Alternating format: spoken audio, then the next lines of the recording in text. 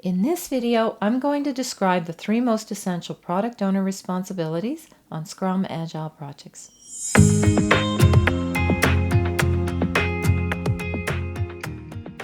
Hi, I'm Valerie Mawhinney, and I'm a certified project management professional and Agile coach. My goal is to help you achieve project success by effectively applying Agile processes. If you're seeing value in this video, make sure to give it a thumbs up. It makes a huge difference. We're going to review the key product owner roles and responsibilities and ask the question, what does a product owner do? Once we're done, I'll share my number 1 daily activity that enables me to ensure project success as a product owner. Our product owner has 3 key competencies. The first one is communication and collaboration. And our first group that's key to communicate with is our business stakeholders and users. Our key responsibility is to discover our requirements through brainstorming and workshops, user environment visits, active listening, and this has to be either virtual or in person. Personally, I've been doing virtual workshops and Scrum ceremonies for the last 4 years. Not only because of the isolation imposed on us because of the pandemic, but also because we have team members spread across the country, and we couldn't be in the same room if we wanted to. You also need to develop a deep understanding of the information space, the requirements. You really need to own this information. You can't fake this. You need to understand exactly what your user problems are, what their needs are, and this is how you're going to gain the trust of your stakeholder team, is through your knowledge, demonstrating your knowledge, guiding them through this process. And you will also inspire them with imagination to see beyond what is and suggest what can be done. The second team that you're going to be communicating and collaborating with is, of course, the development team. As product owner, you're fully integrated with the Scrum development team. It's your responsibility to attend all of the Scrum ceremonies and lead the backlog refinement ceremonies for sure. You're also a servant leader in partnership with the Scrum Master, constantly identifying and removing impediments to team progress. You'll also be communicating opportunities as well as technical challenges back to the stakeholders and users, because when you bring those needs to the development team and talk through them, they're going to brainstorm how to build it and what are the technical complexities, which ones are easy, which ones are difficult. Our third team is one you might not think about right away, but this is operations teams within your company. And these are teams such as sales agents and support agents who work directly, sometimes on the phone and sometimes in person with customers. You may also be involved in communicating with those operations teams to help them with support and training material and help them understand how their jobs are going to be impacted by this project. Our second key competency is technical and soft skills, including Agile Scrum competency. You as the product owner and the Scrum Master are responsible for guiding the stakeholders and development team on effective Agile practices. You have to have a deep knowledge of Agile principles and why they are effective.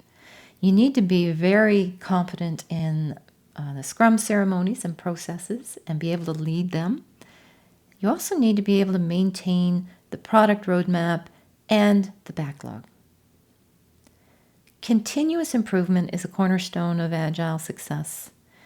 The sprint retrospectives are led by the Scrum Master, but everyone on the team is responsible, including the product owner. Secondly, within technical and soft skills is your domain knowledge of the company, the products, and the business goals. As product owner, you need to get to know your company and its business environment. You have to have strong business acumen, because you need to understand real-world business circumstances and be able to make practical decisions that lead to successful outcomes. You need to do the research to become an expert on the product features, the business goals, who the users are, what do they need. And finally, within technical and soft skills is soft skills. It's important for you to have strong interpersonal skills because you will be interacting professionally with executives, managers, users, and the development team.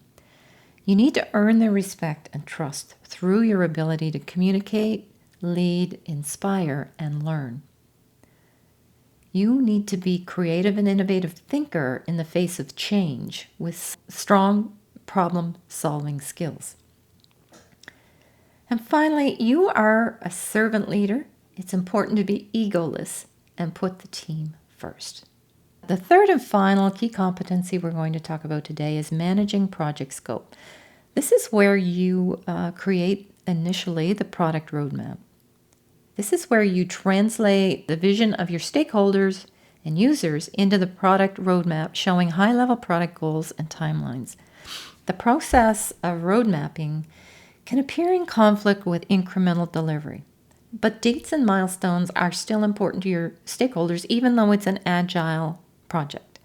They are not going to give you a blank check or an infinite timeline, so you need to communicate how you will achieve the product goals and how you will deliver value.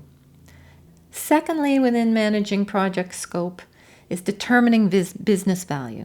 Your success turns on your ability to determine the business value of each of these features.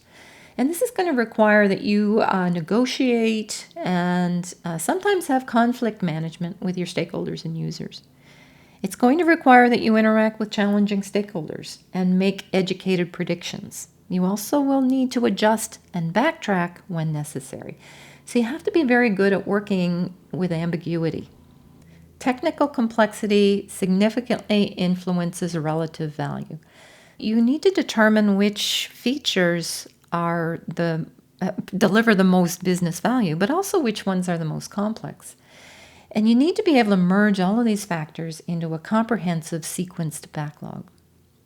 And finally, you need to be able to manage that product backlog. Our backlog must be prepared just in time for backlog refinement, also known as backlog grooming, and our sprint planning ceremonies. You need to work with your development team to decompose the roadmap epics into detailed stories and tasks and estimate them. It's important to ensure the development team is working on the highest value features first or their prerequisite dependencies. Limit work in progress because if you water down and have too many activities going at once, it's been shown that you will actually deliver slower than if you focus the team on one goal at a time. By the end of the project, value has been iteratively delivered and confirmed many times. This is a broad list of competencies for one person, and you have a significant responsibility for successful project outcome.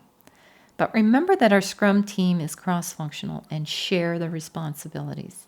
Earlier in this video, I said I'd share my number one daily activity that enables me to ensure project success as a product owner. And that tip is to make sure you attend the daily stand-up meeting with the development team. This gives you face-to-face time to answer the questions, and that's going to keep them moving along quickly and keep them on track. It also gives you the opportunity to get their invaluable feedback and advice so that you can make informed adjustments to the backlog features. This aligns with the Agile Manifesto principles.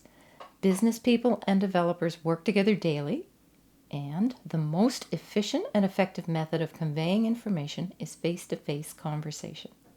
Now that we've looked at the most essential product owner responsibilities, if you're wondering who is product owner in Scrum Agile projects, then go ahead and click on this video next. Thank you for watching, and be sure to subscribe for more great content on project success through effective Agile practice.